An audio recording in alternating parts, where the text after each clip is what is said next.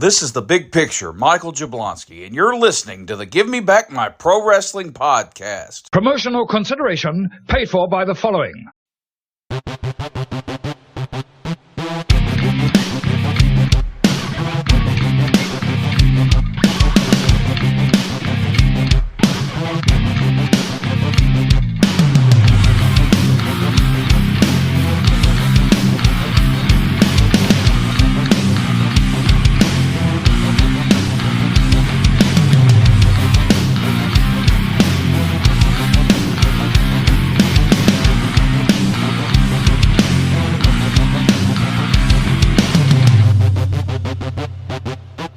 Ladies and gentlemen, welcome to Give Me Back My Pro Wrestling. I'm Dean Hill, see you at ringside.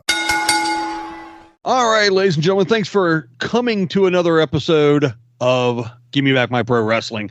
I mean, you didn't really come over here. I mean, you turned it on, but there's going to be no mistaking what's going to happen. I'm going to come on you like nobody's ever come on you before. I'm coming there to come on you in no uncertain terms. Just you and I in the middle of that square circle, getting it on like two men should do. This is where men are men and the boys stay on the side and watch what's going on. You get my point. I don't know what I'm even saying at this point. I am now Dangerous Dan Colley. Thank you. And that is the Professor Jimmy Bad Street. Yes. And thank you to Dean Hill. You all may have heard the commercial we did on either our social media pages, YouTube, the Live and in Color with Wolfie D podcast has been running the commercial now. All the places that you might hear a commercial, you probably have heard that we now have a commercial, and the beautiful, deep, dulcet tones of Dean Hill, the legendary Louisville Gardens ring announcer, the OVW ring announcer back in the day of all the guys that are now Hollywood stars. That guy did the commercial for us, and the cool thing is I sent him this copy that I wanted him to read, and it was, the trio of Dan Colley, the Professor Jimmy Street, and the Plastic Sheik. So Dean sent me the one that read exactly like I wrote it. Then the second one, he read it but added Dangerous Dan Colley. I was like, that's it, that's the one. I mean, yeah, I can't argue with I'm being named. First of all, you're not supposed to give yourself a nickname. Right. So I couldn't give myself a nickname. So to get a nickname given to me by someone who has interacted with legends, right. Hogan and Rock, Leviathan. Hey, do you know who the Leviathan was back then in OVW? Yeah. One Dave Batista, Cena, or the prototype, and even one. And if you say his name 3 times, he shows up like the Candyman. Andre the Giant, I believe. Yeah, he met him first as his head of security at the Louisville Gardens, but then he also ring announced for Andre. And Dean, if you haven't seen Dean is probably like 6'5", 6'6", easy. And he said that Andre at the time would have been in the late 70s.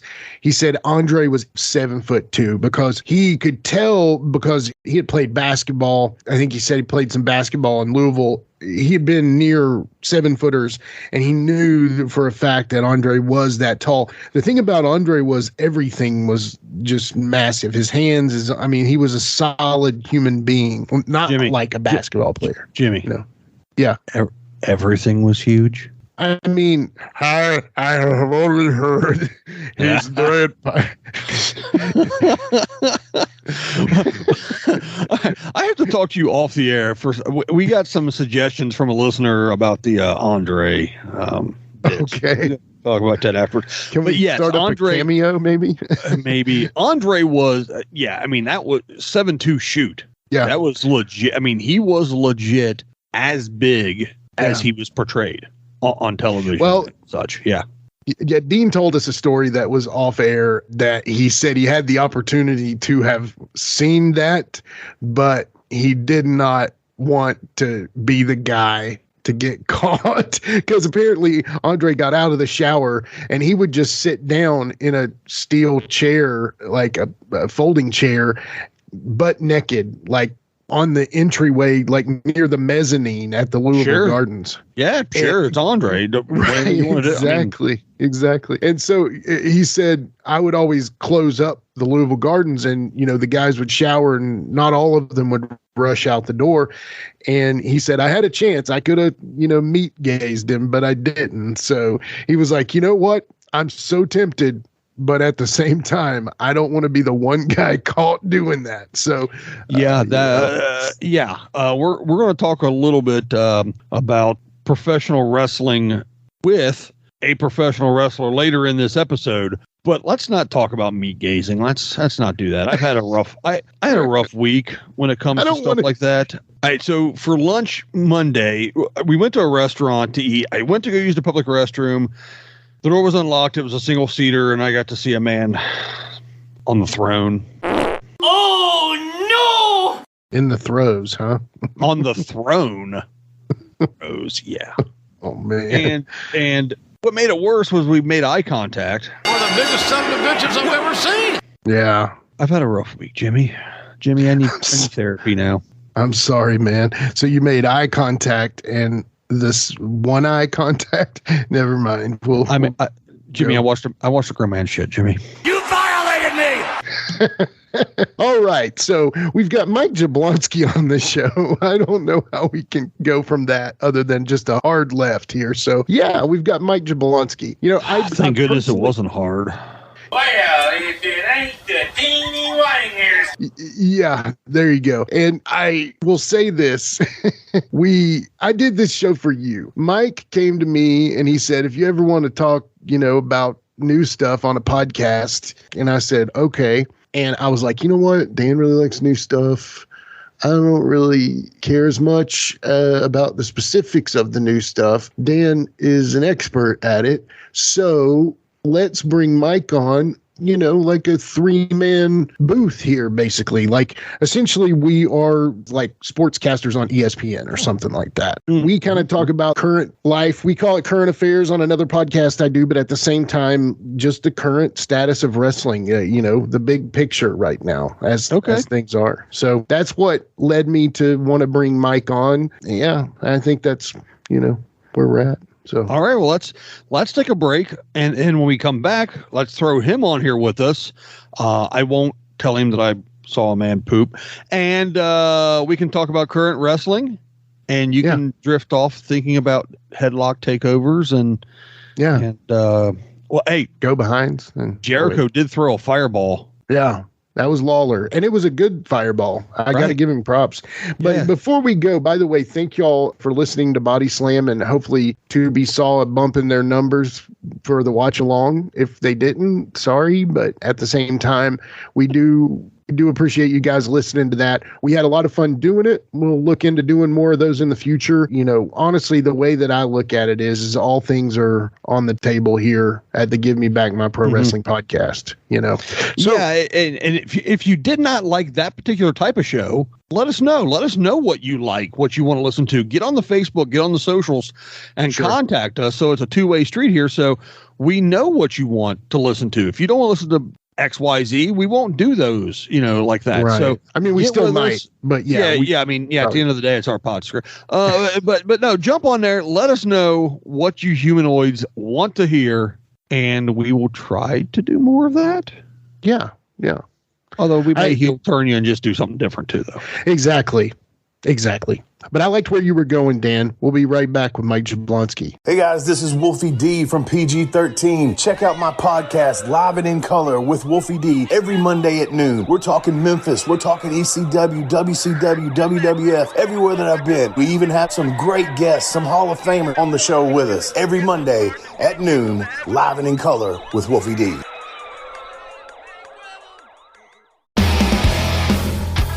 This is Charlie with Give Me Back My Action Movies. And Dan. Join us every 2 weeks as we dive into the classic action movies of the 80s and 90s.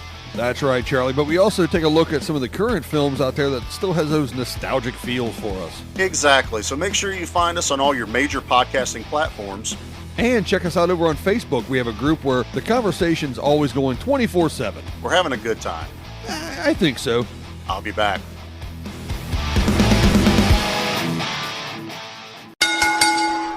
All right, everyone. Thanks for coming back. And we have a special guest with us in this segment for this episode, a friend of Jimmy's. See, I knew I liked you for a reason, Jimmy. You get to bring all these friends on. That's nice. It helps. Friends are nice. Yeah, I actually I had met some professional wrestlers at one time, different times, but I didn't actually know any professional wrestlers. And with talking to Mike, I guess I can say I know 2 now. Yeah. And a manager. Yeah, you're climbing the ladder, man. I know. If I can just get a ref now, I'll be able to knock it all out. Anyway, let's get to our guest instead of yapping over here. Mike Jablonski. Mike, how are you, bud? Man, I'm good. Dan, no complaints. Just hanging out. Want to discuss some wrestling. Yeah. Yeah, we're fans of wrestling here. That is, the funny thing. Okay, Mike, where are you from? I'm originally from Mount Juliet, Tennessee. Now reside in Hetman County, Centerville, Tennessee. Okay. I could tell that voice you weren't from Boston. Yeah, no, not at all. Not from Boston. Boston. Yeah, I'm from Boston. Now, so here's the funny part: is Jimmy has a little twang. He's from Virginia. You have a twang. You're from Tennessee. I don't. I'm from Kentucky. Yeah. So we're all from that side of the country, but I'm the only one that sounds like this. I mean, dialect's a weird thing, man. Just because just because you're from the South doesn't necessarily mean you get it. Right. That's very true. I mean, I remember I lived down there for about a year or so from where Jimmy's from, and I worked on local radio. And everyone would come up to me and they'd be like, "Hey, where are you from? You talk funny." And I'm like, "Actually, my family's from about an hour that direction." And they're like, "Are you serious?" And I was like, "Yeah." And they're like, "Why don't you sound like us?" And I'm like, "Because I haven't lived there for a long, long time. I don't want to tell you."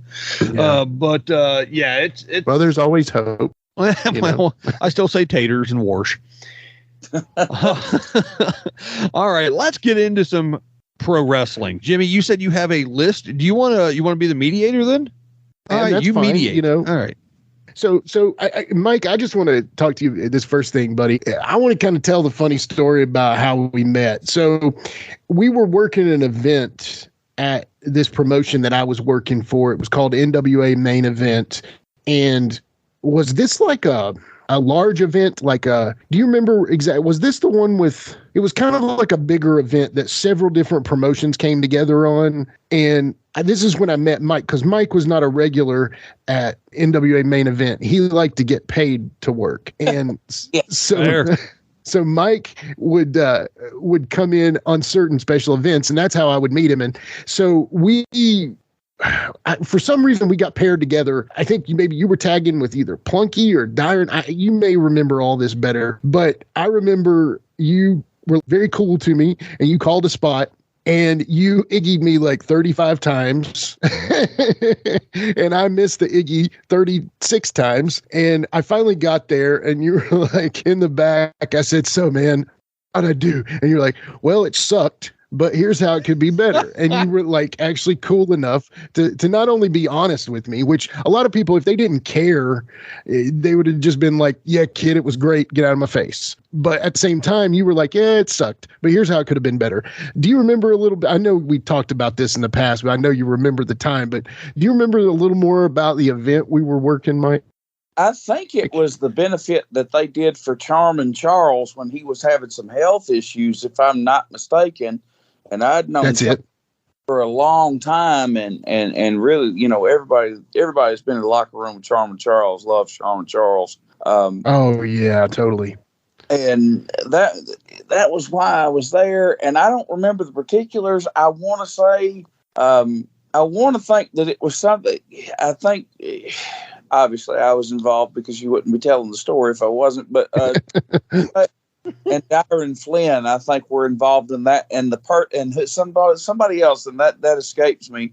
But yeah, man, like I was blessed to be, kind of taken under the wing of Quentin Charisma when I first about 2 years or so into the business, and Quentin was very outspoken. And if you messed something up, or if you were, for lack of a better term, if you were the drizzling shits, he was going to let you know. but Right. always told you what you could do to improve things. And that was just something that really stuck with me. If you're going out there and because you can always learn what to do or what not to do. Like you can learn just as much from a bad match as you can from a good match, because honestly, you learn more from bad matches, because if everything's good, like you don't fall down on your face, understand what works and what doesn't. So like that was just something that Quentin imparted upon me. Like you start working with somebody, and you because I never would have thought that I would be on a level to be able to critique anybody at that point. But like just the things that he critiqued to me along the way is like you always help those around you, because the more that those around you learn and the better they get, the more people you got to work with. Right, exactly. Mike, because honestly, we worked a couple other times together, and you're right, it was benefits. I know we worked another event down in Columbia, I think, or Lewisburg, I can't remember. Anyway, we worked around there somewhere another time or two. But the funny thing is I don't know why, but when you were really green, I remember when you were green, Mike, and you were first in the business, and you were like looking around this locker room, and most of the guys are doing their own thing, going over their own match, whatever. But you would kind of want to, I don't know, catch the gaze of a vet. And I know you don't like being called that, but I'll call you that. You kind of want to catch the gaze of a vet. Maybe, okay, will he talk to me just for 5 seconds? Now, it worked out. You and I were in a match together, and that helped me out a bit there. But at the same time, you were always cool to talk to me like that, man. So I always appreciated that. So, well, man, I appreciate you saying that, but like at the end of the day, like I'm a man just like anybody else, and like, man, if I don't talk to you, or somebody that knows what they're doing doesn't talk to you, then it doesn't benefit the business. It doesn't benefit anybody if they're not getting the knowledge that they need to pass along to the next generation. I work predominantly for Pro Wrestling Mid-South out in Dyersburg and Ripley, Tennessee for them, and a lot of the young kids that they have that are in training or have graduated training that are new and wet behind the ears. And this is another piece of advice that Quentin gave me just on this topic, but don't be intimidated or scared to work with the veterans, because they know what they're doing. Be intimidated and scared to work with these backyard MFs that can't do what they're doing and will really hurt you and not have any idea where or why it happened. Like you can't be. You get in there with people, and like you need to get in there with people that have been there and know what they're doing, so that you can be there and know what you're doing is what I'm trying to say, I guess. Yeah. I've always heard that you get better by working with people that are better than you. That's the only way you can get better. Absolutely. So I've got 3 topics I want to bring up. Other than that, I'm going to let Dangerous Dan talk mostly here as far as the topics. But I have 3 things. So my first topic is not related to any promotion other than Jim Crockett Promotions, basically. So all of us have heard that Ric Flair has announced he's going to do his final match in Nashville at the fairgrounds. And I'm going to rant about something really quick, because what I think is sad about the situation is not about Flair wrestling, because he's his own man. He can probably still go and not have an issue, other than he'll being a little slow in the ring. What I don't like is essentially this crew of podcasters that are former legends that really aren't tied to Nashville are coming to fill the fairgrounds the whole weekend and essentially kill any shows that could be existing in Nashville. So basically, Nashville is the kind of city now that the local boys have to work their shoot jobs to afford to live in that city to be a part of its independent scene. Whereas these guys that can come in on this big dollar budget and they get all the glory this weekend. Whereas, in my opinion, it should be more about about, like back in the day when a city would have WrestleMania, there would be a ton of indie shows around that weekend. There would be Ring of Honor probably as the peak, but at the same time, that would be about the largest show. And then you would have the Feds show the Sunday night. I'm just ranting right now, but in this case, I feel like it sucks because how many local shows are going to be running during that time, Mike? I'm going to be honest with you. I'm so far removed from being tapped into the Nashville scene. Yeah. And I get where you're coming from, but I have a counterpoint to that. Okay. We don't necessarily need to be worried about StarCast coming through and running a show and killing the area for the boys. We killed the area for the boys when these promoters that let these guys that are not properly trained get on shows and get in rings and, I'll bring 15 or 20 people. Oh, well, that's great, kid. I'll bring them on. I'll put you in the ring. Yeah, but these motherfuckers have been killing the business for as long as I can remember. I broke in 99. February of 99 was my first match. And it seems like it's gotten progressively worse with, you bring 15 or 20 people and I'll put you in the ring. And then these promoters will expect the guys that are workers to, or actual talent to shine a turd, basically. Yeah. And that's been killing the business long before Conrad Thompson decided to do StarCast in Nashville. Right. And honestly, as much as I hate to say it, the boys are responsible for it too, because they keep doing this shit. Because the few of us getting paydays want to hang on to what we're getting. But honestly, some of these motherfuckers that don't belong should have had their ass whipped and been sent packing. Yeah, I being strictly from a fan perspective, like I am, I 100% understand what you're saying, and I agree. The fact that promoters they're bring on anybody if you can make them some money, because the promoter doesn't give a damn if you go in there and hurt some other, half trained, watch some YouTube videos, kid, because he's not responsible for that. He doesn't care. He just made $100 off you bringing some people into the show.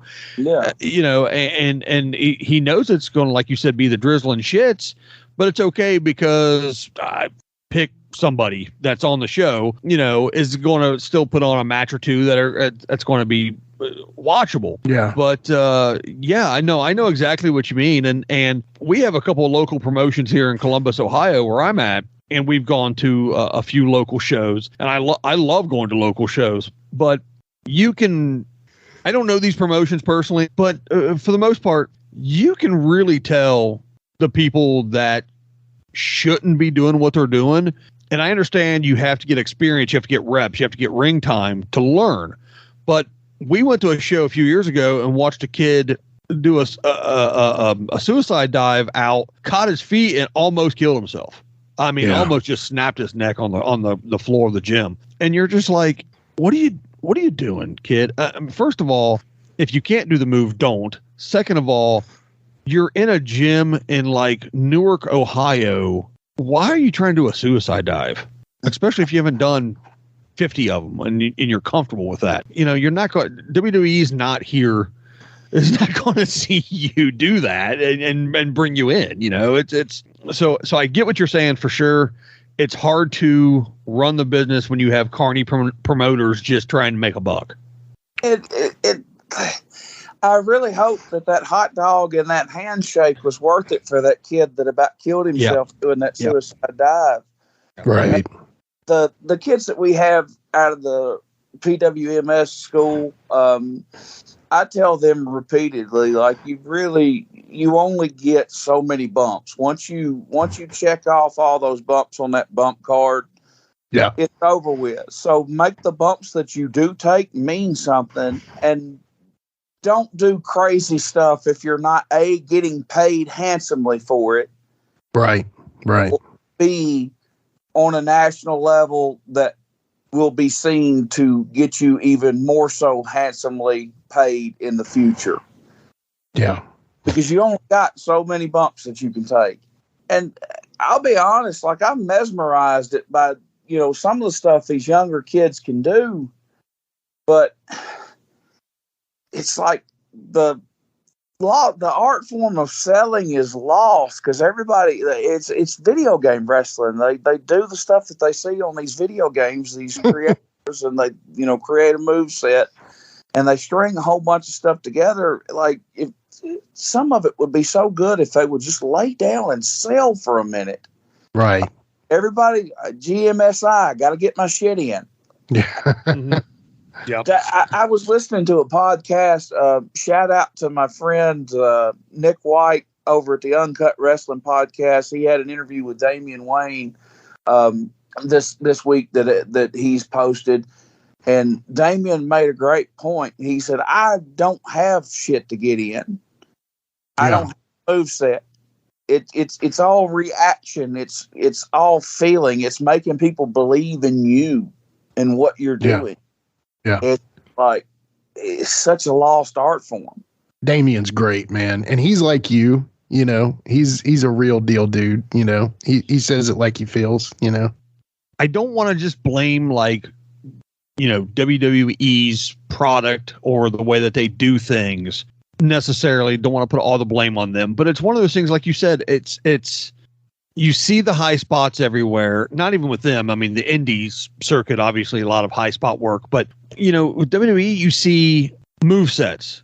You got your Siggies and you got your Finnies. What? You got to get all those. You don't see, for example, an Orton match where he doesn't hit an RKO, he doesn't do the power slam, he doesn't do 4 or 5, European uppercuts. He has to do all those things. It's almost like a plug and play situation.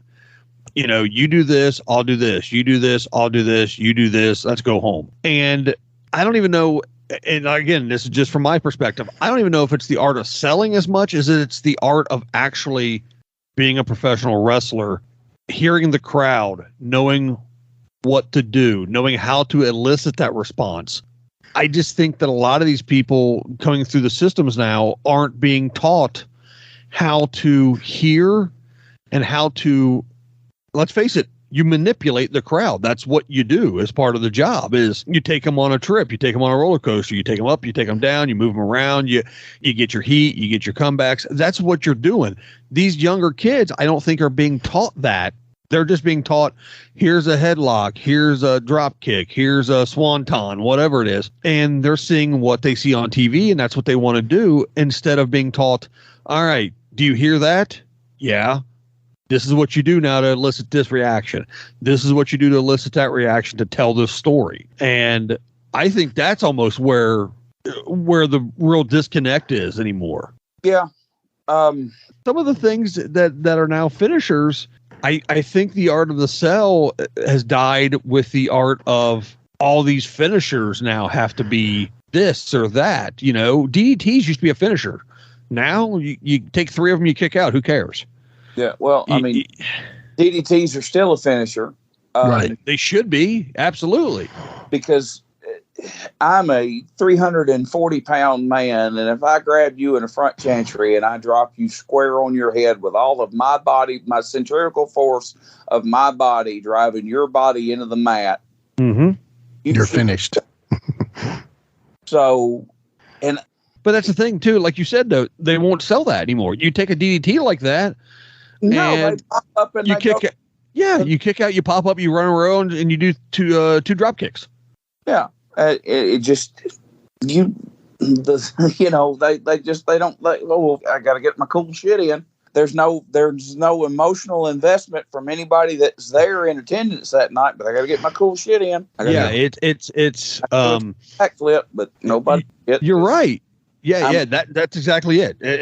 That part drives me nuts. Yeah. Especially if you're 340, you're the catcher. What do you got? You're the ones that got to catch all the nonsense coming at you.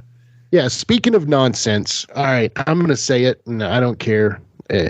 Darby Allin, man, that jump. I'm sorry, on free TV. I just, kids trying to make a name, 190 pounds of misfits paint. I do say this. I do respect Darby, but at the same time, man, why would, I don't know, bro. He did it to the guy that invented that stuff, but that guy was doing it on WrestleManias and stuff, not Wednesday nights. But I don't know. I just thought that was way too much of a bump to even be safely done. And again, I'm off my soapbox now. Mike, what did you think of that, man? I thought that was okay. So I'm not going to sit here and shit talk Darby Allin because he is on a national stage. He's making more money than I have ever made in the business. Sure. He is more successful than I am. With that being said, that was the stupidest thing that he could have done on free TV. The whole the business is an attraction. People should they should want to pay money to see the crazy shit that you're going to do. Right. That something like that should have been on, like, they've got Double or Nothing the 29th. Yeah.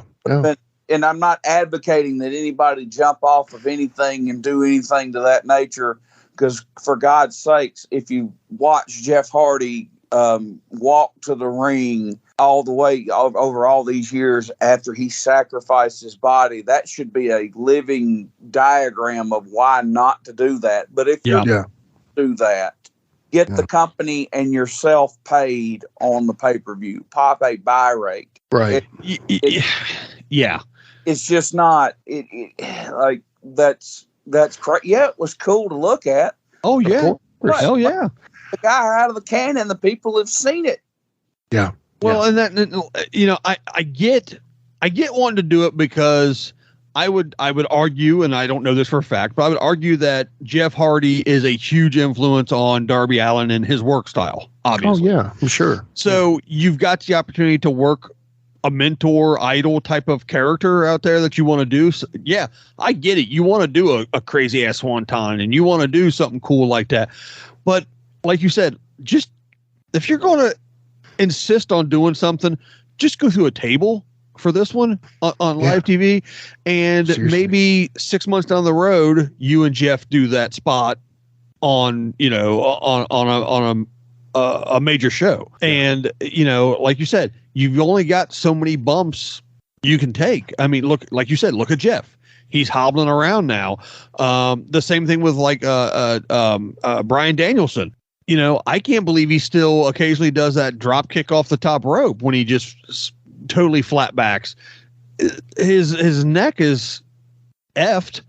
What are you doing, dude? I mean, you don't have to do that anymore. You were, especially in Ring of Honor and his indie work as the American Dragon, you went out there and you kicked people. You stretched them, tied them up, and kicked the crap out of them. You don't have to do that drop kick anymore. Yeah. Yeah. And sure as hell don't do a flying headbutt. Right. Mike, you ever gone through a chair that way that he did? Chair. I'm not familiar. The only reason that I saw the thing with Darby was because it was all over Facebook. Right.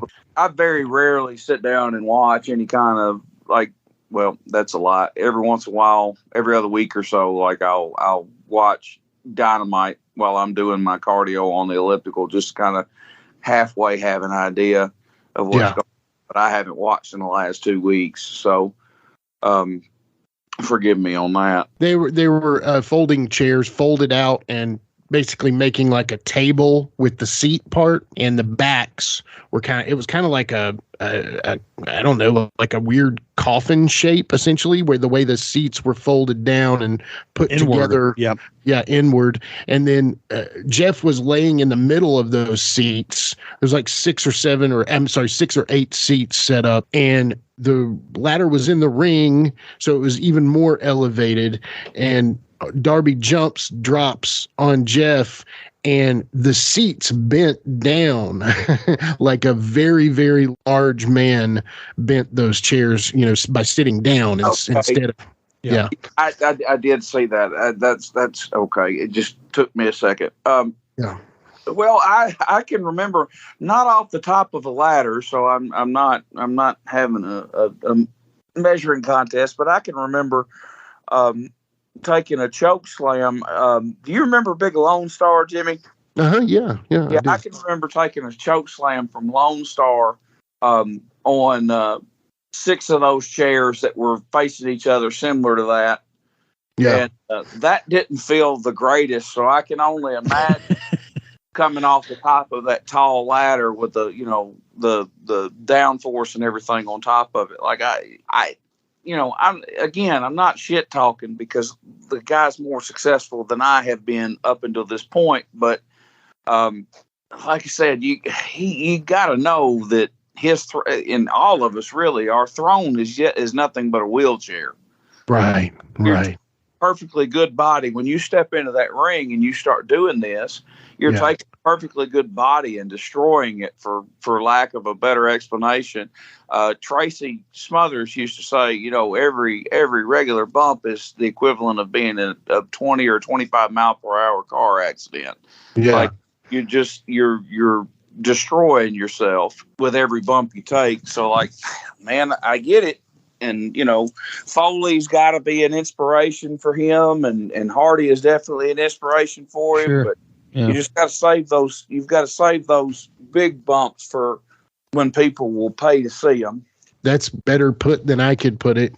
That was my thinking too. I just, to me, I would never. I don't have a bad thing to say about Darby Allin as a wrestler or even as a performer, but I'm just questioning his choice of that. So same with you. I'm no way shit talking him, but at the same time, come on, man. I actually enjoy some of Darby's stuff. So I would like to see him in 10 years still doing this. That's the problem though. Does his style lend himself the ability to be able to do this in 10 years? Like, okay, so I've made it abundantly clear on the show. I think the greatest professional wrestler of all time, based on a few factors, is Chris Jericho. And it's because he's been successful everywhere he's gone, and he's gone a lot of places, multiple countries, multiple promotions, and he always he can reinvent himself bi-weekly if he wanted to. Yeah. He knows the ring work. He knows the headlocks. He can do the lion salt. He can, all these things. No problem. He can do all that stuff. But at the same time, he's gotten older and he knows his finisher is a back elbow. And, he's like, he doesn't have to do the code breaker anymore if he doesn't want to, because you're just flat backing yourself. You're taking a bump for no reason. That's your finisher. Why are you taking the bump for, basically? So now he's like, I just got a back elbow. The man's intelligent to know, I'm going to do this for 30 years because I'm not killing myself. You know, I mean, so Mike, do you think a performer of the style of Darby Allin has the longevity to do that? I mean, obviously we see Jeff out there now, but I mean, it's still a shadow of Jeff, honestly. Yeah. See, that's the thing. Oh God. Every time I see Jeff go to the ring and he still continues to do the things that he did 20 years ago, like it hurts my heart because he's not adapting. He's not changing things up because I guess he feels that he will not be to the level that he once was if he doesn't work that exact same style. But like you can see the drop off. Like he's older. He's going to be a little bit. I mean, it's not me talking down on him. It's just a fact. No, of course not. Yeah, you get older and age. Your speed is not what it once was, and like it just. But by the same token, I don't know that Jeff Hardy could be anything other than Jeff Hardy. Yeah, exactly, and that's the thing. I mean, first of all, like you said, hey. I'm 46 next month. I'm 340. I can't get up and down like I normally could.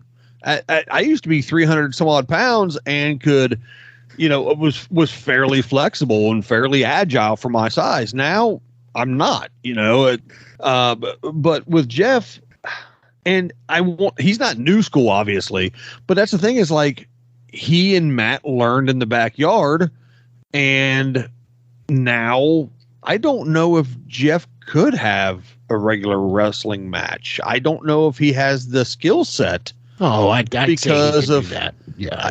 Yeah, but would it be here's my, and again, I'm not talking shit about nobody I've never bumped. I don't know. But the point is, though, is that could Jeff still tell a proper, good story working a Jericho style match or a Moxley style match or a some of the last HBK matches that he had?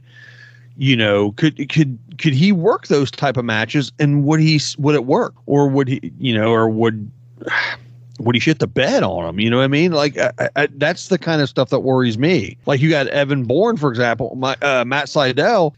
He's still doing, I mean, he's been doing it for a while, but he still has to do his flips and everything. And it's just like, hey, folks, slow down. You know, you get older, you've got to learn to work smarter. It's work. You don't have to kill yourself every time. I don't know. That's my 2 cents on that. Then again, I also can't do any of that stuff. So yeah. And again, this isn't a bash anybody, you know, podcast by no means, you know, but it's just, how often do I get to talk to a professional wrestler of, you know, you've put in your time, you know, how often do I get to say these things to someone who can look at me and go, you're an idiot or what have you, you know? Yeah. As far as Jeff having a Jericho style match, I wouldn't wish that on anybody. So you don't agree with me about Jericho? Okay. No, that's fair. It's fair. You know, in Jericho, yes, he's made money, but as far as being on top and longevity, I don't think Jericho's made near the money that others have. And in the last 2 years, I've watched him kill more young talent in AEW just to get himself over than I've seen him elevate. Oh, throwing bombs here. Okay, I like it. I respect that. Okay, that before we move on, I used to give a shit about seeing Daniel Garcia on AEW television. Now, since he's aligned with Jericho, he looks like a clown. Yeah, he does, and so does 2.0, and so does Hager. But I kind of, and just to play devil's advocate, I kind of think that's the point, is to look like a bunch of bojos, because they are absolutely 100% mocking WWE. You know, even with the intro where, what the hell's his name?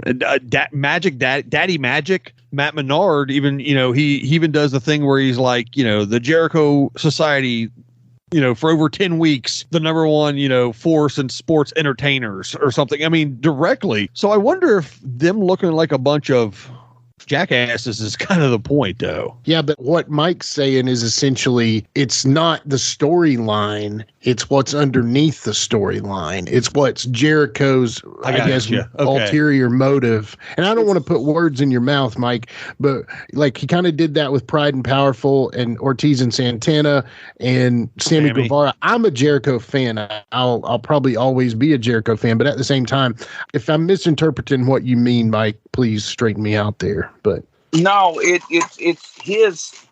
And again, I'm a Jericho fan as well. Used to be a Jericho fan as well, but it's like this younger talent. Every situation that he's worked with, like he's brought them down to keep himself relevant, if that makes sense, so that he stays in the spotlight. Like just anybody that he's been aligned with, like I just instantly just don't care about after he starts working with them or alongside them.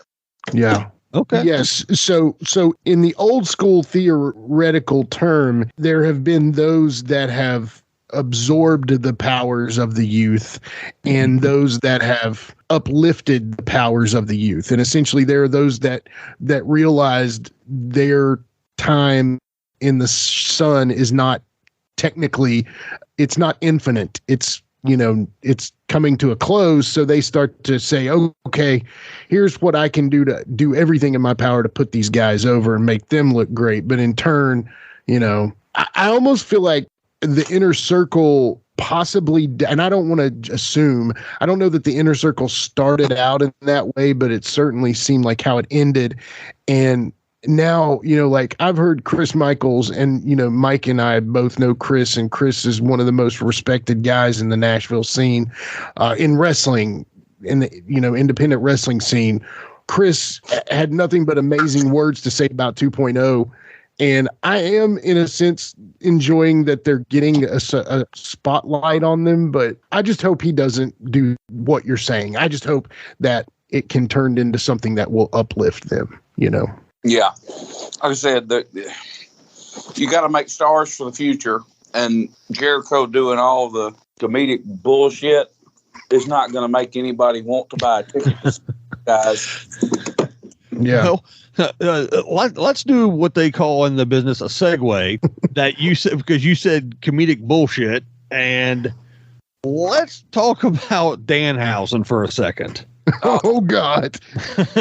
Here we go. I am a self-proclaimed Danhausen mark. I'm a fan of Danhausen's, and partially because I just like the man Danhausen, because to hear a story of he worked hard, he wanted to do something, he couldn't, it wasn't happening, he couldn't find it, he couldn't put it together, and just kept chugging along until he finally did something that, you know, got him to where he's at now. He didn't give up. He kept working. I respect the hell out of that. Second of all, I like the character. I like the gimmick. I think it's fun. I think it's funny. And I have seen I've seen his work before he was quote unquote Danhausen. And I've seen his work while he was the evil version of Danhausen. And I think he can work in the ring just fine. But my question to you is, I don't ever see him carrying like the world championship strap, obviously. But what do you think his role, and we'll just say AEW because that's where he is now, what do you think his role is going to be for that? I mean, is it something where he's like, well, I'll just be here and make as much money as I can and do the haha, you know, laughy joke shit? Or do you think it's going to become something legit? I mean, what's your feelings on, I guess, that gimmick? And if you were, let's play Booker for a second. If you were the Booker, what would you do with him? I know what Mike would do with him, but let me just say this. That's why I'm curious, you know. Before Mike starts, I am also a fan of Danhausen as a character. So go on, Mike. Okay. So he didn't give up. He's making a living in the wrestling business, and that's what he's doing to support himself. That's great. That's what we all hope to do. That's what we all hope to accomplish. And, you know, he's on a national stage, and I said all that to say this, Danhausen. I kind of thought maybe that's where you're going with that. So he's not your cup of tea. Gotcha. Okay. And you know, in the professional wrestling being the all-inclusive participation award trophy, everybody gets to play. If I walk past Danhausen in a Walmart and he tries to slap my wife on her ass, I'm going to beat the ever-loving dog shit out of him. Fair. Okay. Fair. Yeah. Did he do that? Is he an ass slapper? But what my point on that is, okay, nobody, like, you see Bruiser Brody and the One Man Gang and these guys from the past that were larger than life, and people were like Terry Gordy. Right. People were scared of them. Yeah. Like a lot of the Samoans. You like Danhausen and that you agree with that shit. Like that's a slap in the face of guys that, you know, have broken their bodies and their home life to perform in this business to make it believable. Like, I'm not going to sit here and say the level of believability is what it was back in the 80s and 90s. But my point is, you would see a professional wrestler is like, man, that's a legit dude. That's a bad dude. Right. You see this goofy shit with this evil and all this other shit. Like, I tried to get into it.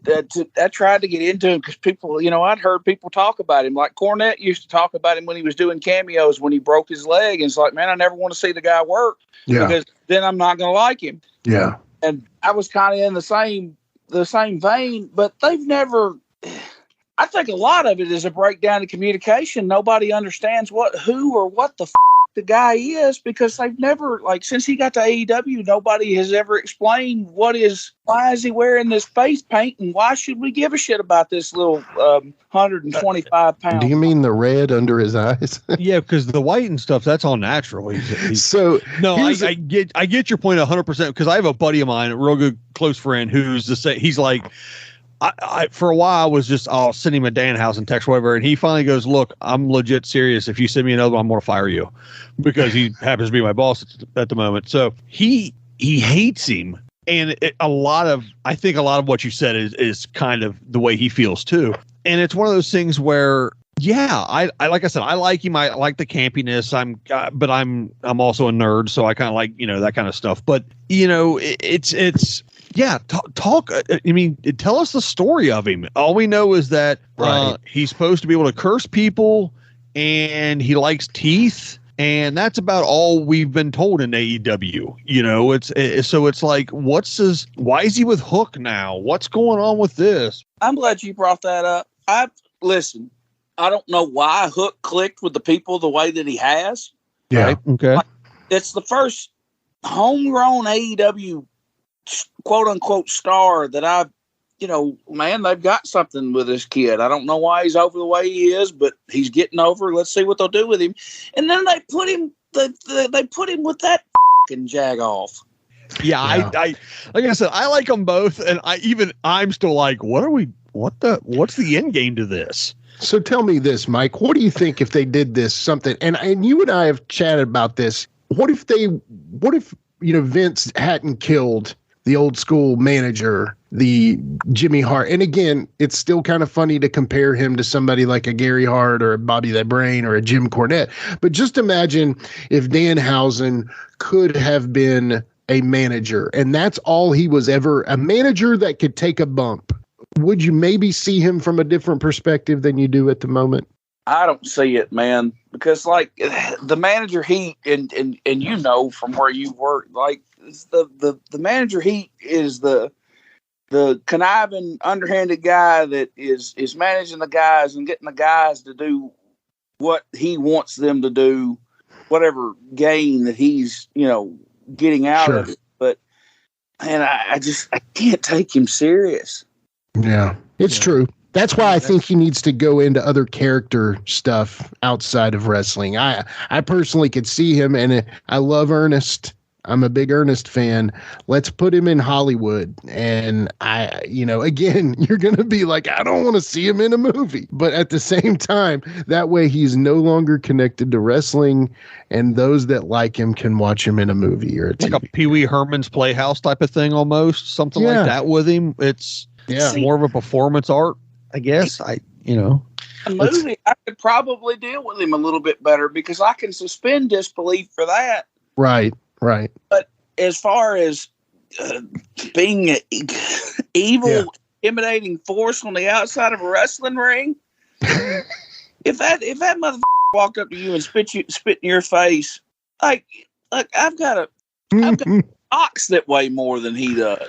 Well, you got to remember, he's not just very evil; he's also very nice. So it balances out. But I get your point for sure. Though it's like you said, especially in the era that you grew up watching wrestling. I'm sure you see like I said, the Harley Race. Harley would beat the shit out of somebody. He was tough. There were tough men in professional wrestling, and then now you see.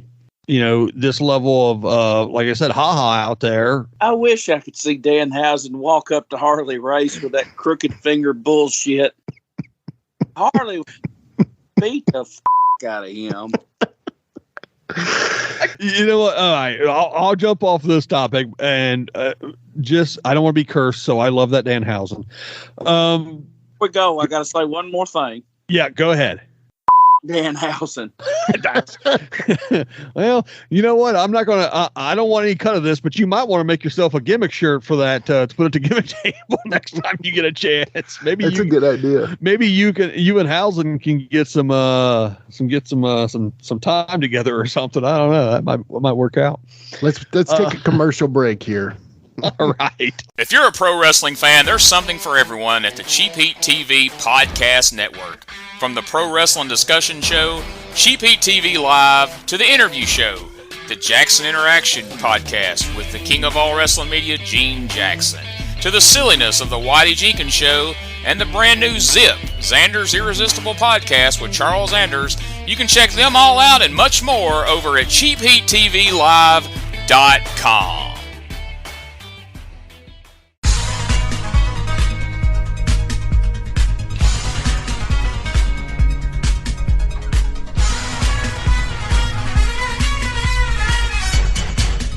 Are you a pro wrestling fan? Well, stop by Captain's Corner, where you can get autographed photos, cards, magazines, and figures from all of your favorite wrestling superstars of the past, present, and future. You'll also be able to participate in live signings in the weeks and months to come. Make sure to stop by Captain's Corner on Facebook and give us a holler. Remember, cheers to the working man.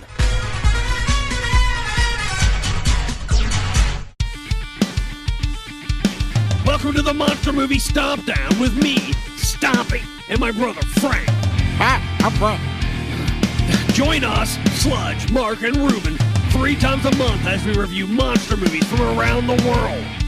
And don't forget about the monthly contest and trivia. Not only that, Frank, but you will find extra content like the Underdogs, Monster Mash Wednesdays, and the Friday Night Fights, each week exclusively on our Facebook and Instagram. So please join us at the Monster Movie Stomp Down. Your one-stop chomp for monster movie reviews, news, interview, trivia, laughs, and of course me, Stompy. And Frank. All right, we're back here on Give Me Back My Pro Wrestling. Myself, Jimmy, and our special guest, Mike Jablonski. Mike, now that we kind of have a feel for your interest in the modern product, with all that being said, if you could work a match with anyone right now, current working rosters, who would it be? Who is like a dream match kind of thing for you still? And then to follow up on that, you said you broke in 99. What do you still want to accomplish before you finally, decide that that's it?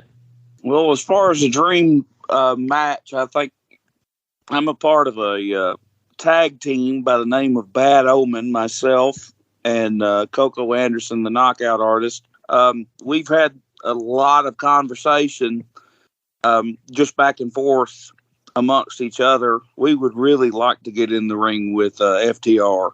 Yeah, who wouldn't? As far as the measuring stick for tag team wrestling, I'm very hard pressed to find anybody any better than they are at this level right now. And I really wish that the people that are making the decisions at AEW would get their heads out of their butts, because as far as tag team wrestling, that's the team right now. Oh yeah, totally. Do more with them and let them showcase that. Yeah. FTR is fantastic. Yes. As far as things left for me to accomplish, I'm 42. I'll be 43 in January. I've settled down. I've had, I've made my family. I've got my wife. I've got my kids. And the lifestyle of being on the road is not something that I'm really with so much anymore, being, having the family or whatever. I do my shots out in West Tennessee every Saturday night, and I'm happy with that. If I had the opportunity to go to a major company, that would be awesome, but I don't see it being in the cards for myself at this stage of my career. I enjoy helping with the training of the young men and women that we have at the Pro Wrestling Mid-South Training School, and kind of giving back to the business. At this point, that's really the biggest badge of honor when you see kids start to click and get it, so to speak. So that's kind of what I'm striving for as of late, is to pass the business on and have it be in good hands for the younger generation that are coming up. Yeah. Mike, I know you know a lot about the indie guys right now, especially in your neck of the woods. We've talked about Toby Farley several times in the past, and I think the world of that kid. I've seen him grow from barely being able to want to take his T-shirt off to now he's even in my neck of the woods in North Carolina wrestling. Who are some of the guys that you see as up and comers to take kind of your position? Not to say, they're going to take it, but you know what I mean? To take over. Carry the torch. Yeah. Yeah. Wow, it's dead silence. Nobody really.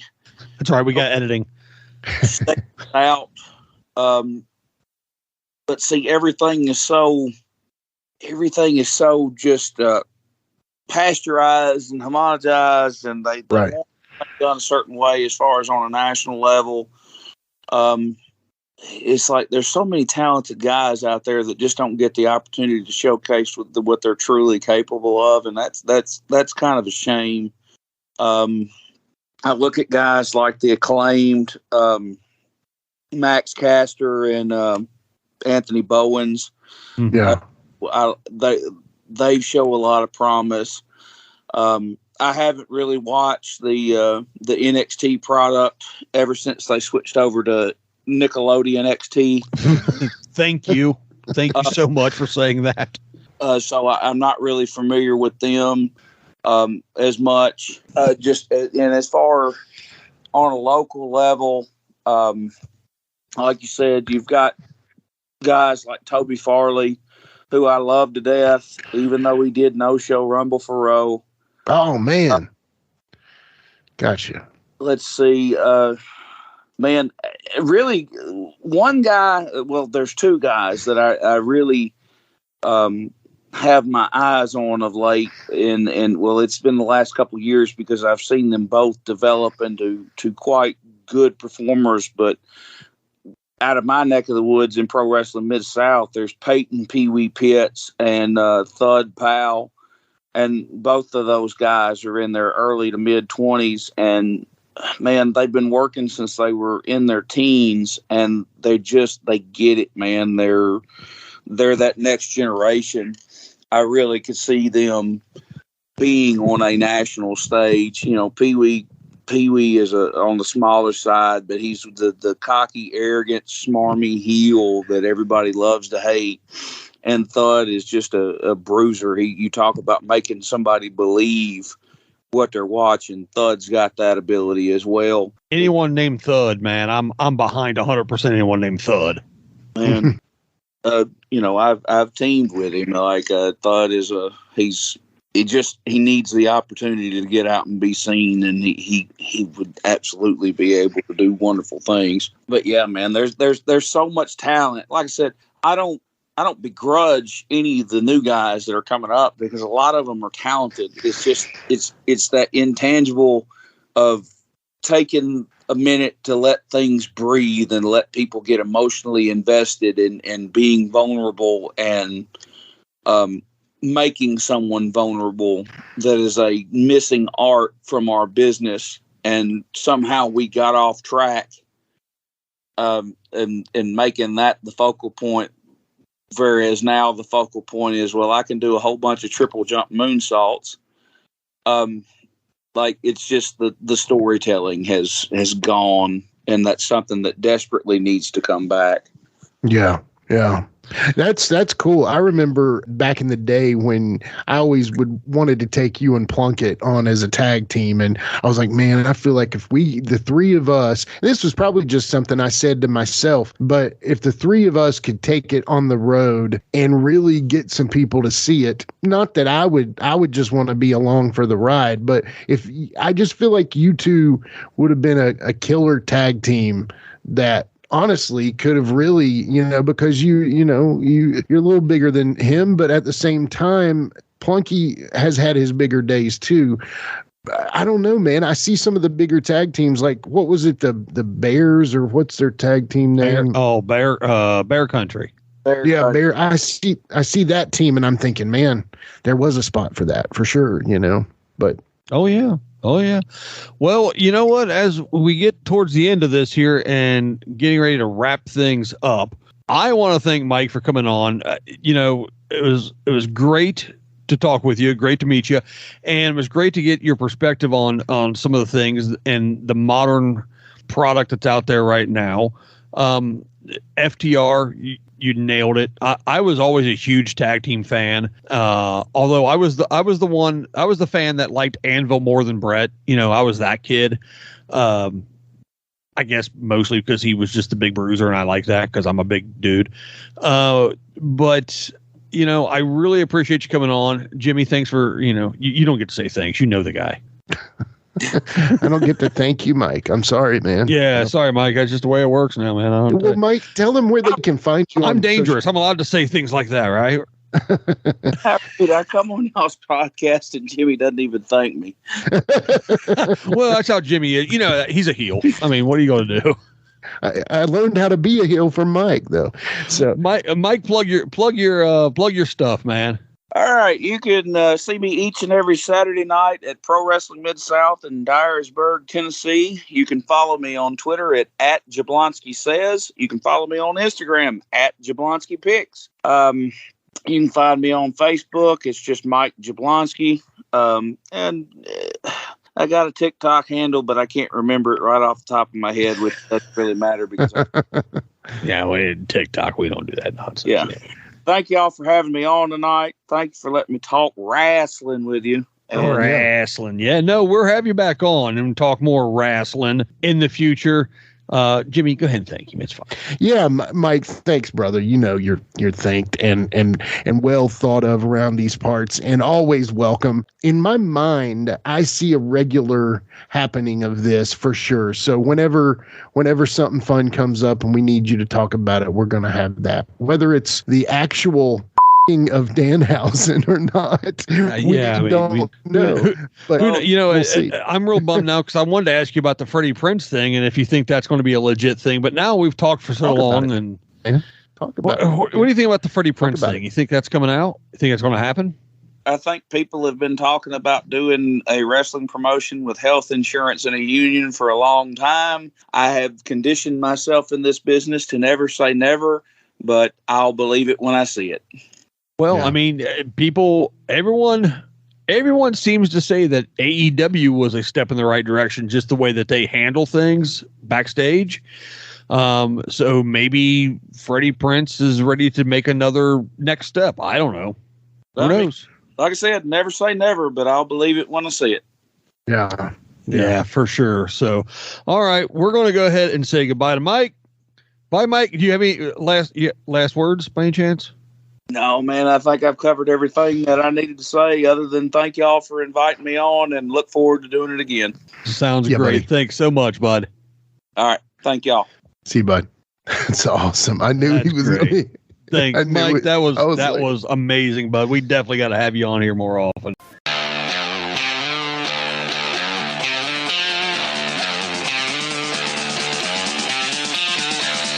Hey, this is the one-man gold mine, the one-man enterprise of professional wrestling and all entertainment, Flynn Hendricks. And you better believe when I'm looking for a good podcast to listen to, I go to my own.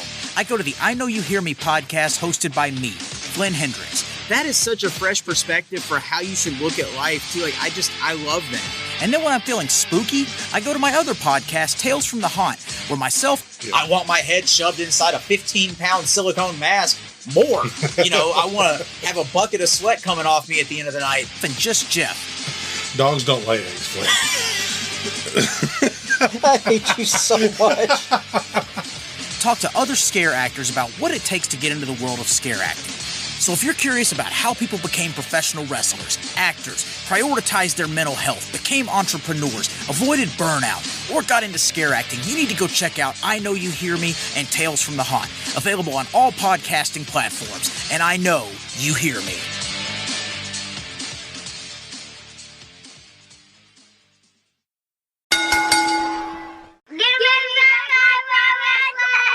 Action figure. All right, that was awesome. Thanks, Mike, for being on. Really appreciate it. The big picture. Now we're going to switch over to the big segment of the show. Everyone's favorite, the Plastic Sheik. What's up, guys? How y'all doing? We're good. Hey, what's going on? Hey, humble anyone lately? Make him humble. Not that I know of. Okay, fair enough. Humbled him. You're a lot less humbling, wanting to humble as the other Sheik. Yeah. I don't have that. I don't have that pedigree, I guess, that he has with You don't want to humble him the old way, the old country way. I can't do those. I can't do those. What is it? Persian clubs. I can't. The clubs. I was just thinking about that. Jimmy needs to make you some out of the. Remember them plastic bowling pins we'd get as kids? When you'd set them up and throw the bowling ball. Get you a couple of those. You can do those. We'll put that on Instagram. Yeah, I think that's it, man. I think that's it. Keep up with the shorts on YouTube. He's doing excellent work there. I feel like you're adding viewers for us and listeners, I should say. So thank you for that, Judd. That's awesome. Yeah. Well, I hope I'm doing a little something. I enjoy making those little videos. It can be quite fun to track down old segments of wrestling in the 90s, especially. Done some in the 80s, but a lot in the 90s and the Monday Night Wars heyday. So can I make a short Sheik short request? Yeah, of course. All right, so we try to with the shorts. I see you're trying to honor and highlight tentpole moments. I'm trying to, in professional wrestling. Yeah, absolutely. All right, so there's 3 moments that still get me every time. Goosebumps every time. One of them is Attitude Era. One is a little bit of a newer era, and one is modern. And so the Attitude Era one is the Royal Rumble that Stone Cold was in, and I think it's the second one. He would pitch him out and then sit on the turnbuckle, looking at his non-existent watch, waiting for him. Yeah. And someone would show up, and he'd grab him, and he'd pitch them back out, and he'd get back up on the turnbuckle and wait. That moment is still one of my favorites. Okay. One of my other big favorite moments, and this is where my mark comes into play here. When Punk comes back with the title still, right, and first time we hear Cult of Personality and everything in WWE, and then of course when he came back in AEW. We'll try those. Yeah. That moment was still one of those. I mean, gimmick work is still in there, obviously, in kayfabe to an extent, but it's one of those things where with Punk, it's one of those moments that really still worked. Like, we knew he was going to be there, but did we know he was going to be there? Like, I didn't know 100% until I saw him coming out of the tunnel. Yeah. Not when I heard the music, not when people started chanting, not his IG stuff earlier in the day. None of that. I did not believe a damn bit of it until I saw him walk through the tunnel. So those are some of those moments for me. Yeah, we'll try. We'll see what we can do. Just to warn you, though, those first 2 moments you requested, WWF can be copyright monsters. I'm sure. Product, but they own the product. Yeah, I get it. Actually, one of the other another big moment of mine is when Claudio Castagnoli. I yelled at him and told him that he looked like he was a sissy, and he told me he wasn't because he just killed a man, and that was homicide. So that happened once. Can you find that one? On video. Yeah, actually, you can find that on video. It's an ROH show from Dayton. Okay.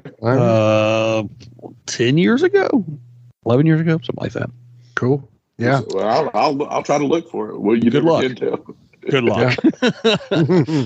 All right, let's get into. I'll stop flapping my gums here. Sheik, what do you got for us this week?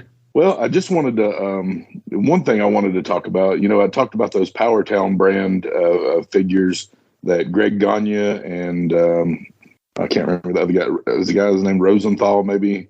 Are kind of reviving kind of the historic things. There's some new figures that have been announced in that. And George South was an interesting one. I know there's never been a George South figure. Oh, right. Rockin' Robin, Jake the Snake's sister. Really? Yeah. You know how old I was? You know how old I was when I found out that Rockin' Robin and Sam Houston were related to Jake? 45. Like, today, 44, I think. Yeah, it was close. I had no idea. I knew Jake's dad was. Yeah, I mean, I knew he was second generation, but I had no idea. Yeah, I'd heard that because of the Sam Houston being his brother and that kind of thing. I'd heard that a few years back, but yeah, I get it. Anyway, that's cool, man. And I'm pretty sure there's a Bobby Heenan maybe even coming with that. So nice. Okay, that'll be awesome. Anything Heenan, I'll take. Oh yeah, absolutely. Oh, yeah. I know Jimmy will disagree with me, but I still think Heenan was the greatest manager of all time. Oh no, I won't disagree with that at all. I just like Gary Hart better, but Heenan is the GOAT, 100%. It's like you can agree that Jordan's the greatest of all time, but you might like Magic Johnson better or whatever. That's the way I look at it. So sure. Heenan, I don't think anyone even close, honestly. Yeah, he's the greatest. And his mic work, as far as a heel mic in the broadcasting, was. I don't know that there's anybody even close. Mm-hmm. Yeah, absolutely. Totally agree. So those will be some cool figures. Yeah. What else you got for us? So I've got, I wanted to do some maybe like Sheik's purchases of the last little thing. I know we talked about that as a series for like Instagram or something like that, but I got a ringside order in the other day, and I kind of wanted to share some of those things. And, Can we call them the purchase for the Sheik Week purchase? There you go. Whatever. That's a good filler if we don't keep it long term. Yeah, I don't know. I was playing old yogurt for weeks, so I don't know if I'm good at naming. Now you're dangerous Dan Colley. That's true. That's true. Yeah. So I got the. I've almost completed my first series of the WWE Superstars with my Mad Hatter Bray Wyatt. Nice. Okay, can you please, while you're talking about that, can you explain just what in the hell all of that was? I mean, he was in it. He was like this for one segment on Raw at least. I mean, there's all I could remember, like on one of those Firefly Funhouse videos. Right, it was a Funhouse seg. Yeah, and it's like I don't know if they had big plans for this, and either he didn't. I don't know if that. I don't know. I mean. I'm still, every time Tony Khan says he has a big announcement, I expect it to be Bray Wyatt, and then it kind of falls short a little bit. And it's nothing against some of the other people, but none of those have been as big as Tony. Throw the big announcement word out there a lot of times. I'm like, sometimes it may be good, sometimes it may be shit. He does. And with the Joker, as we record this, we had a Wild Card Wednesday last night on Dynamite. The men's Joker, everyone was excited. It could have been Gargano. It could have been Cesaro. No, it's Johnny Nitro or Johnny Mundo or Johnny Elite or Boone the Bounty Hunter or whoever the hell he is this week. And I always kind of liked his work. Did you guys see the match? Either one of you? Yeah, I didn't see the match, but I did see that he appeared. I was going to check it out later. Jimmy, did you see him on the turnbuckle directing Joe to where to stand to take the top rope move? I was like, dude, you've got 20 years. Joe is no greenhorn. What in the hell are you doing? Exactly. Yeah. I mean, All right. What do you got? What else you got for Sheik from ringside? So I got, this is from ringside as well. I got a Jushin Thunder Liger. They have all kinds of different colors. I got the green Jushin Thunder Liger. I think it's one of 1,000. I was looking on here to make sure, but it's got the green outfit with the, like silver shoulder pads and everything like that. Very nice. Yeah. Nice. I always loved collectibles. Liger. Yeah, that's an awesome fig. Yeah. So I've been eyeing this for a while, and I finally took the jump on their. I think it was a Memorial Day sale, maybe, or something like that. Nice. I got a. I think I got a. This may be Little Sheik's eventually, but I got a Lance Archer, AEW Unrivaled. It was a damaged package, I think, so I got that. So nice. That might be going to the Little Sheik to crack open. Sure. All right. Very cool. Hey, that's my guy. And everything like that. So, I'm his manager. Quite. And he looks like taller than the normal figures to scale. So good. I hate when they don't scale things correctly. Drives me nuts. I think that was bad. Has been bad for that. Mattel has been bad for that sometimes with some of their. It's like it depends on the line. I think they seem to do like, Mattel is far from perfect, definitely, but I still think they're probably number one in the game as of yet. But we'll see. I mean, I would love to have something else out there that would be better. Again, coming from I like to look at them, and when there's things like recently I read about on the Undertaker that's got it's like his American Badass costume on, and apparently you can see like there's a black tank top from the top, but if you look under, it's like open skin. So there's like a soft good. It's not soft goods, but it's like hard goods that's like extra to the body, not a part of the mold. And you can see his belly button. So it looks like he has a crop top on. It's kind of, I don't know. We're going to have to find that and show the American soft ass. It sounds like, yeah. I mean, that's gross. I got nothing else for it except that's gross. I don't want to. I got one more I want to share with you guys. Okay. And it didn't come from ringside. I was going to order the AEW Sting Luminaries off of ringside, but it's like back ordered till like July, and I didn't want to wait. So I saw one on Walmart the other day, and I was like, okay, I'll take that. And it's the Luminaries, but it's it's the one with the half Darby Allin paint. Yeah, that's a cool fig for sure. Yeah. Oh, okay. Yeah. So I guess this is the Chase in it. Because he doesn't have the trench coat in this one. He just got the. He just has the bodysuit. Yeah. Yeah, I know everybody listening can't see it, but you guys can see it. He's got the bat, and he's got the half Sting paint and the half Darby Allin paint. So it's pretty slick figure the way they did that. So. Yeah, it was. I loved when they did that live. That was awesome. That was a really good idea. And I tell you one thing that has made me happy, and it is how well AEW has treated Sting.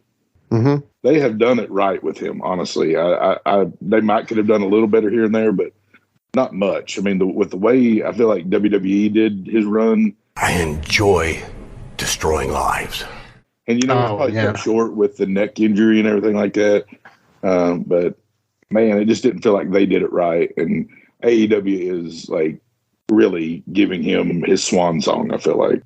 Yeah, I feel with all the quote unquote legends that AEW have brought in that are still there or even gone, like Tully, I think that they've done a pretty good job with using them correctly. I mean, the only thing I'll say with Sting is it's hard to buy 68-year-old Sting or however old he is now beating up some of these, younger kids. I mean, I know you're Sting and it's professional wrestling. I get it.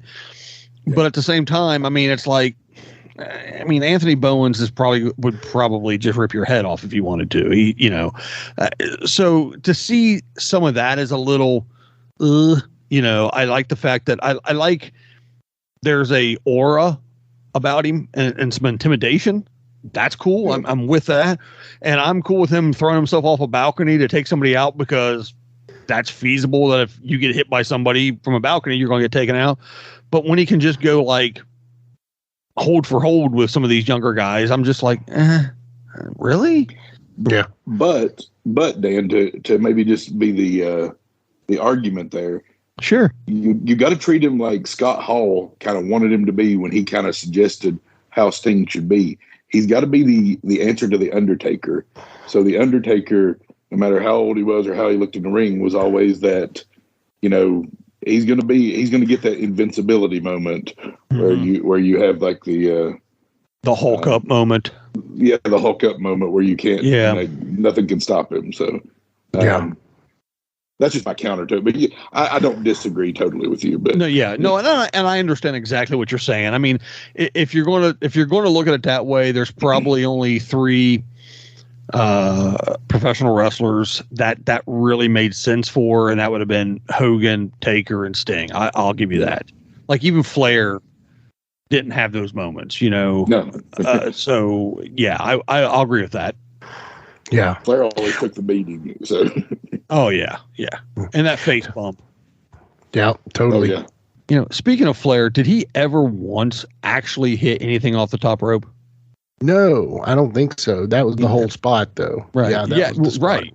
I mean, but he never actually hit anything, right? I mean, no, and I mean that's his whole point is he was like, I never belonged up there anyway. So the whole point of it would be to we've got plenty to say about Flair, but ladies and gentlemen, welcome to the podcast, the progeny of the Plastic Sheik, the apple of his eye doesn't fall far from the tree. The Plastic Sheik Jr. What's up? What's up, buddy? Plastic Sheik Jr. Little Sheik. Hi, Dan. Hi, Jimmy. Is this your first podcast interview? Yeah. Okay. Well, we're glad to have you on, buddy. So this is my nephew. Yeah. So we had a question we thought we would ask you. What's your favorite current wrestling figure that you have right now?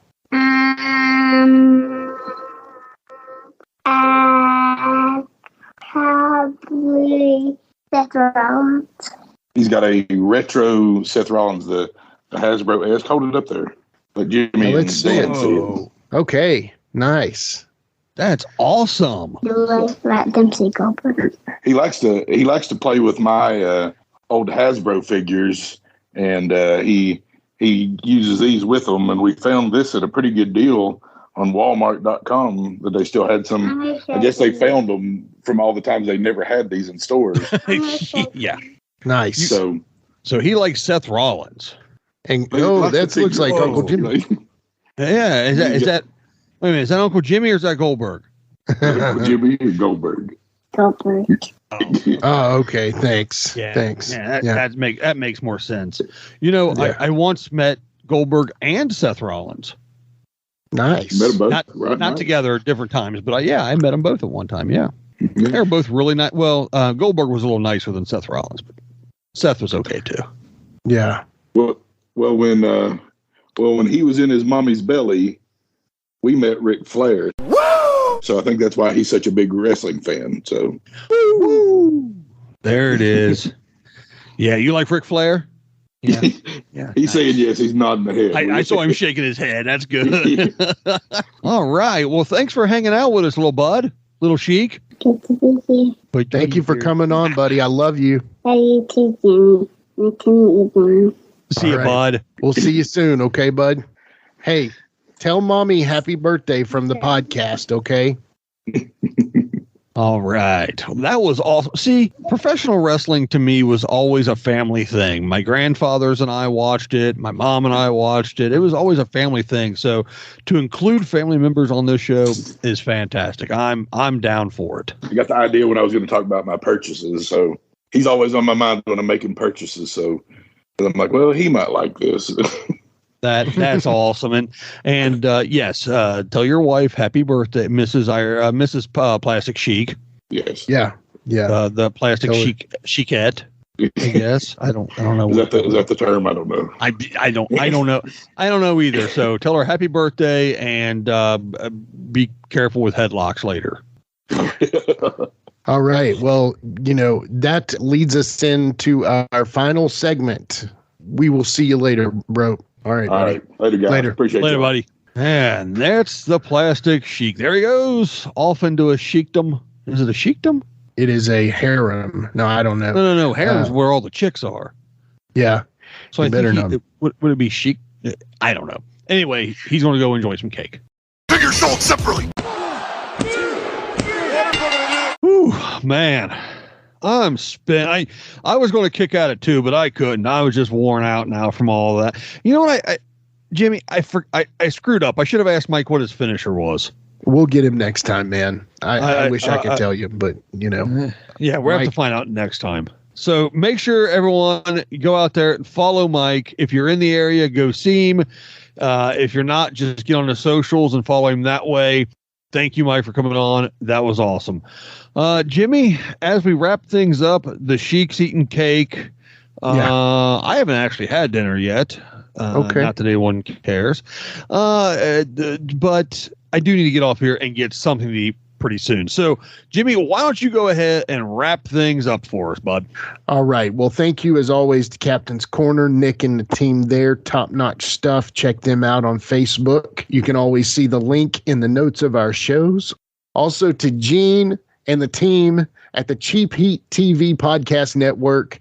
Once again, top-notch guys. They've got new shows. They're new characters, new positive Xander. I love it all. They're doing really cool stuff. Y'all go and support them. As always, we support the Give Me Back My Podcast Network.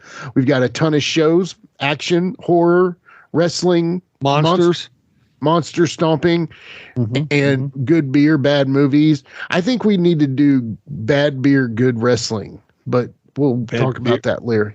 Yeah, there's some bad beer out there. Yes. Yeah, and we'll just drink it and watch wrestling. Maybe we'll have Pete. Maybe we'll have Pete come on. We'll drink something from El Segundo Brewing Company and watch No Holds Barred. Yeah, Pete put me off until Cinco de Mayo of next year. So, I offered it to him a couple times, and he's like, "How about this?" And so he wants to extend it that far. Maybe he's that busy. It's cool. I'm busy. It's all good. So he is pretty busy. Yeah. So no worries. So yeah, I know you hear me. Tales from the Haunt. Great podcast. Every one of them. You all know the spiel. And we're glad you know it. And once again, thanks to Dean Hill for the podcast commercial that he read for us. Truly means the world. Really super high class stuff and really means the world to us, Dean. So thank you. Dean, thank you for the name. You can follow me. You can follow me on Instagram now at Let's Get Dangerous Dan. Awesome. And there's an underscore under each one of those words there. You can find us on the Facebook. You can follow the Sheik on YouTube. Yep. And until then, I guess till next week. I don't know what else to really. I was going to say something, but I don't know now. Oh, hey, speaking of the podcast network, check out Frank and Stompy. The Stompy guy, for some reason, I don't know. I click with him, I think. I'm more of a Frank guy. Yeah, I could see that. All right, folks. For myself, for Jimmy, for the Sheik, for the little Sheik, and for Mike Jablonski. Thanks for listening. See you next time. 2 weeks. Fight forever. With a tear in my eye. This is the greatest moment in my life.